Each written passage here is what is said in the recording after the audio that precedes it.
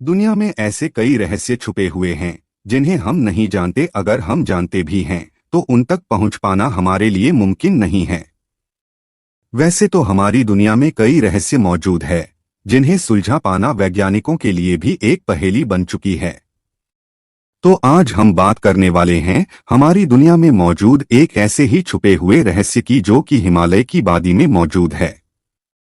वैसे तो हिमालय में ऐसे कई राज दफन है जिसकी पुष्टि हम अथवा वैज्ञानिक भी आज तक नहीं कर पाए हैं।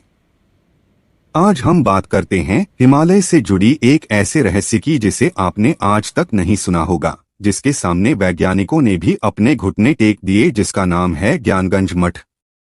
हिमालय में छुपी हुई एक ऐसी जगह है जिसे ज्ञानगंज मठ कहा जाता है, जिस जगह पर संत महात्मा लोग ही जा सकते हैं।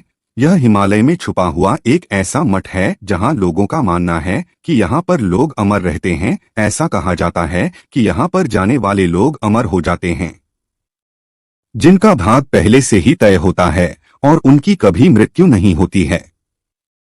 तिब्बत में यह मठ बहुत ही मशहूर एवं प्रसिद्ध है। ऐसा माना जाता है कि यहाँ जो भी संत ऋषि लोग रहते हैं वह तपस्या में लीन रहते हैं।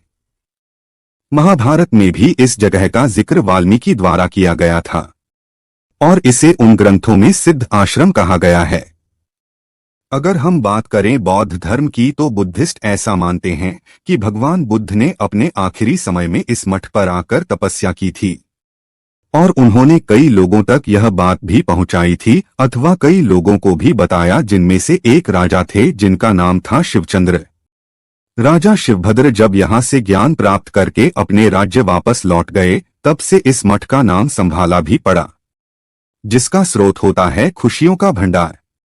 बहुत सारे लोग इस आध्यात्मिक शक्ति के स्रोत के केंद्र में जाने का प्रयास भी करते हैं, परंतु यहाँ पर जाने का रास्ता बहुत ही कठिन एवं गुप्त भी है, जहाँ पर पहुँचना किसी आम व्यक्ति के लिए नामुमकिन है, क्योंकि वहाँ का रास्ता किसी को भी समझ नहीं आता। यहाँ तक कि वैज्ञानिकों के लिए भी अभी तक यहाँ का रास्ता पता कर पाना नामुमकिन ही साबित हुआ है। यदि इसके रास्ते को सैटेलाइट से भी देखा जाए तब भी वहाँ यह स्थान नजर नहीं आता है। ज्ञानगंज में रहने वाले ऋषिमुनि अमर क्यों हैं? ज्ञानगंज में रहने वाले ऋषिमुनियों संत के अमर रहने पर वैज्ञानिकों का जो तर्क है वह भी कुछ इस प्रकार है कि एक निश्चित आयु के बाद हर प्राणी की मौत हो जाती है और यदि किसी भी प्राणी के शरीर में सेल्स और ऑर्गन बढ़ते रहे, यानी कि वह कभी खत्म ही ना हो, तो किसी प्राणी की उम्र 1000 साल क्या 5000 साल भी हो सकती है। न केवल आयुर्वेद बल्कि वैज्ञानिक भी ऐसा मानते हैं कि ज्ञानगंज में रहने वाले ऋषि मुनि तपस्या में इतने लीन रहते हैं कि जिस कारण वह योग विद्या में निपुण रहते हैं, जिसकी वजह से वह अपनी भावनाओं को कंट्रोल कर सकते हैं। और हम इंसान लोग ऐसा नहीं कर सकते हैं, हम अपनी भावनाओं को कंट्रोल नहीं कर पाते हैं।